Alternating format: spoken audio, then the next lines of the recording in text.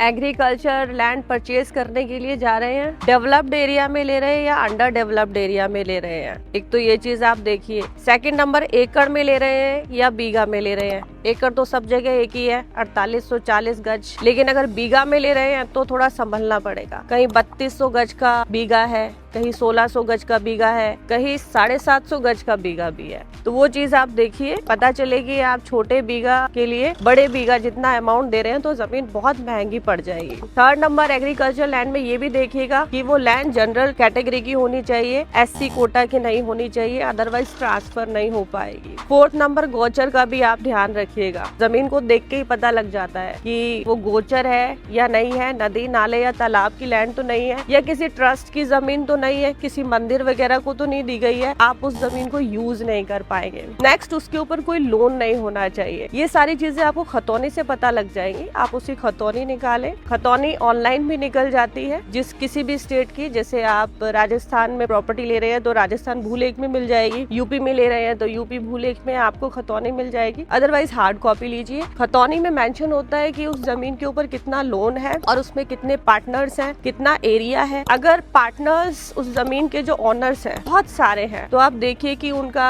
सबका पार्ट सबकी डिवाइड हो चुका हो। कहीं पर इसे कूड़ा बंटवारा बोलते हैं, कहीं पर इसे तकसीम बोलते हैं। इस डिवाइड को अलग अलग नाम दिए गए हैं। देन एग्रीकल्चर लैंड के लिए ये भी देखिएगा उसका पानी कितनी गहराई पर है, पानी है या नहीं है, पानी का क्वालिटी क्या है, मीठा है या खारा है। कई लोग ना रियल एस्टेट को आध्यात्मिक दृष्टि से भी देखते हैं।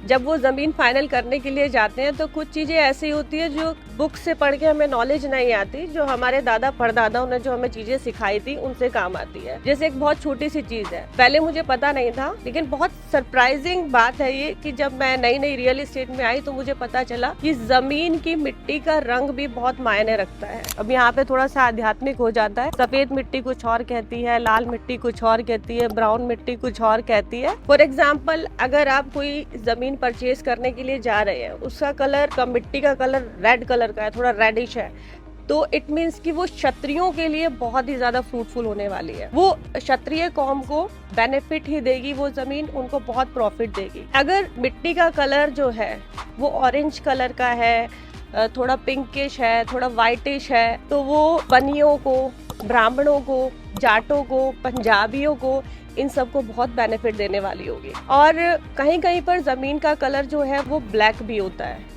तो अगर वो ब्लैक है तो लोअर मिडिल क्लास कोई भी पर्सन अपनी first property as a first property उसे परचेज कर रहा है तो सबके लिए ही बहुत बेनिफिशियल होने वाली है। एंड मोस्ट इम्पॉर्टेंट थिंग, आप जब भी प्रॉपर्टी लेने के लिए जाएं तो ये देखें कि जो जमीन है ना वो लेवल से थोड़ा सा अबव होनी चाहिए, हाइट पर होनी चाहिए। देखिए, मैं रियल एस्टेट इन्फ्लुएंसर तो हूँ ही, इसके साथ साथ स्पिरिचुअल काउंसलर हूँ, तो इसलिए प्रॉपर्टी इन्वेस्टमेंट को थोड़ा सा स्पिरिचुअल वे में देखती हूँ और कोशिश करती हूँ कि वही टिप्स मैं आपको दूँ। राधे राधे।